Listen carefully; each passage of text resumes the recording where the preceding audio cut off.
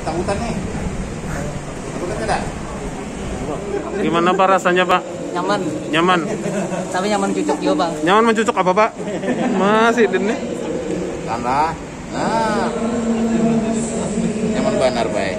Badan cucuk. Sakit. Cucuk nyaman Pak. Dah. Ya, biar Mau kada berasa kapan Pak? Berapa kali Bian?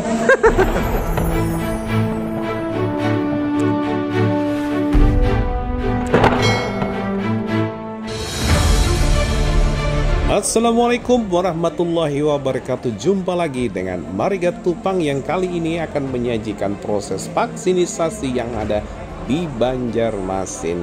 Nah, sobat semua, kali ini aku mau menceritakan dan juga ingin memvisualisasi bagaimana proses vaksinisasi yang ada di Banjarmasin. Nah, pada beberapa waktu yang lalu, tepatnya di bulan Ramadan, proses vaksinisasi ini dilaksanakan di Masjid Nur Banjarmasin ya, di dekat pasar sana ya. Kalau kita melihat pada saat itu dan sampai sekarang pun ya, proses vaksinisasi gencar dilaksanakan oleh Departemen Kesehatan, dan ini adalah positif sekali ya untuk mencegah penularan COVID-19 tidak meluas ya, khususnya di Banjarmasin. Nah, penyelenggaraan kali ini kita sangat salut ya kepada tim medis yang ada di Banjarmasin, baik dari puskesmas, mereka melayaninya dengan sangat ramah. Terus kemudian ketika kita juga ingin mendaftar itu, mereka sangat helpful sekali ya, sangat membantu sekali agar kita bisa mendapatkan vaksin ini ya. Utamanya orang-orang yang mendapatkan vaksin itu sebenarnya adalah para manula, itu yang utamanya. Tapi juga untuk yang lain, misalkan orang-orang yang beresiko tinggi tertular, itu juga diutamakan ya dalam hal ini, seperti para pedagang, para pekerja di bidang pariwisata, terus seperti tour guide, terus kemudian para pegawai hotel dan sebagainya yang mereka sering berhubungan dengan orang lain, itu sangat rentan tertular sehingga merupakan target utama dalam hal vaksinisasi. Kemudian bagaimana tahapan dari proses vaksinisasi tersebut? Nah, kita sebagai warga negara Indonesia yang baik tentunya kita harus proaktif dalam mencari informasi kapan diadakan yang namanya vaksinisasi dan di mana. Nah, kita harus memantaunya nih. Ya, kita harus pertama mungkin yang kita lakukan adalah kita bisa datang ke kelurahan masing-masing. Terus kita juga bisa datang ke puskesmas yang dekat dari tempat kita. Nah, kita bisa menanyakan kapan dilaksanakan proses vaksinisasi untuk masyarakat umum. Tentunya kalau kita memang orang yang rentan, orang yang sangat beresiko, orang yang sering bertemu dengan orang lain dan sebagainya, tentunya kita harus benar-benar proaktif ya. Di sini disarankan seperti itu. Nah, kita jangan lupa ketika kita mau mendaftar, kita membawa KTP asli ya, bukan fotokopi. Nanti kita akan, setelah mendaftar, kita akan diverifikasi. Dalam hal ini nomor NIK dari KTP kita itu harus benar-benar terregister atau terverifikasi. Nah, ada beberapa orang yang kemarin bareng aku mendaftar untuk vaksinisasi itu agak terhambat. Kenapa? Karena nomor NIK-nya tidak terregister. Nah, di sini terutama dari sistem kependudukan ya yang ada di Banjarmasin. Nah, ini juga harus diperhatikan, artinya Anda tidak bisa membawa KTP palsu dalam hal ini ya. KTP palsu itu maksudnya adalah KTP yang abal-abal, Anda akan ditolak. Jadi kalaupun kita ingin mendaftar, kita persiapkan bahwa memang KTP kita itu benar-benar KTP yang valid ya. Oke, terus kemudian setelah itu kita akan di screening ya. Di screening ini adalah proses di mana akan menanyakan kepada kita semua kondisi sekarang kesehatan kita seperti apa.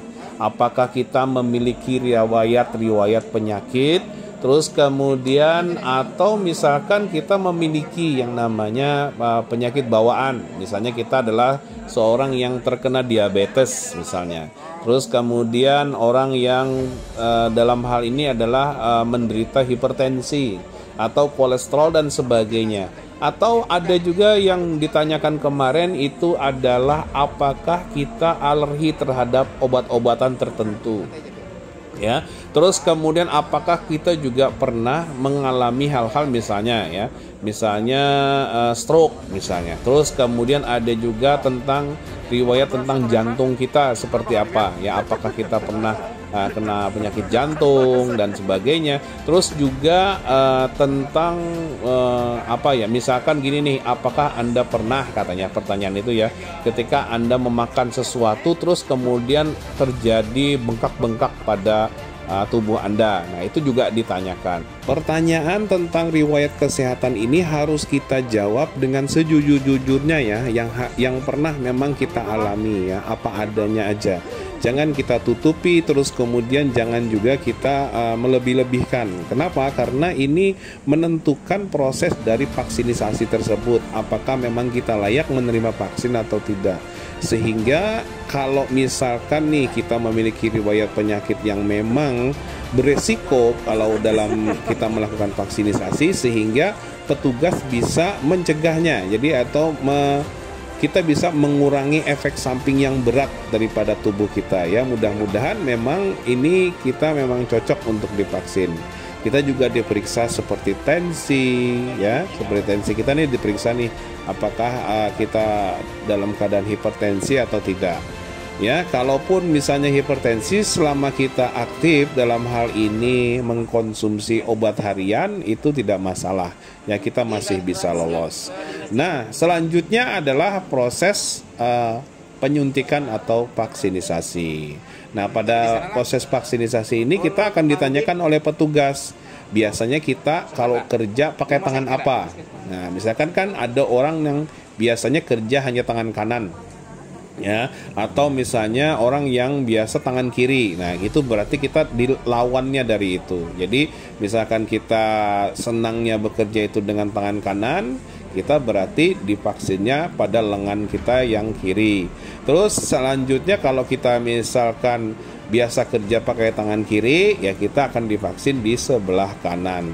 Nah, kalau pada saat vaksinisasi jangan sampai kita mempersulit ya petugas yang akan menyuntikkan vaksin kepada kita, yaitu sebaiknya tidak memakai kemeja lengan panjang ya, karena akan menggulungnya susah ya. Kalau misalkan yang setahu aku pada saat penyuntikan vaksin tersebut, ketika orang yang memakai kemeja tangan panjang itu biasanya harus lepas ya, harus lepas baju. Karena apa?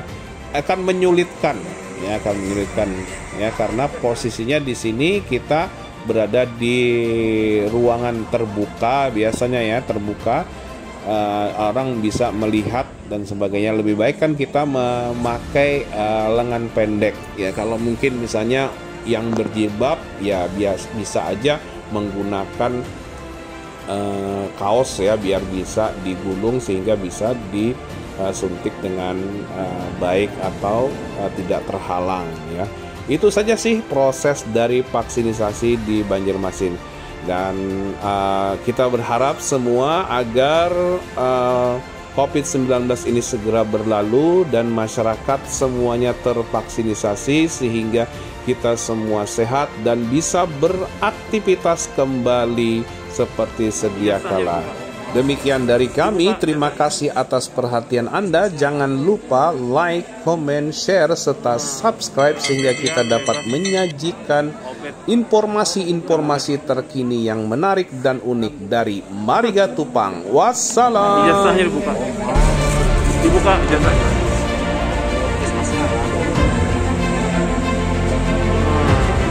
Sekian bebas COVID. Mudah-mudahan.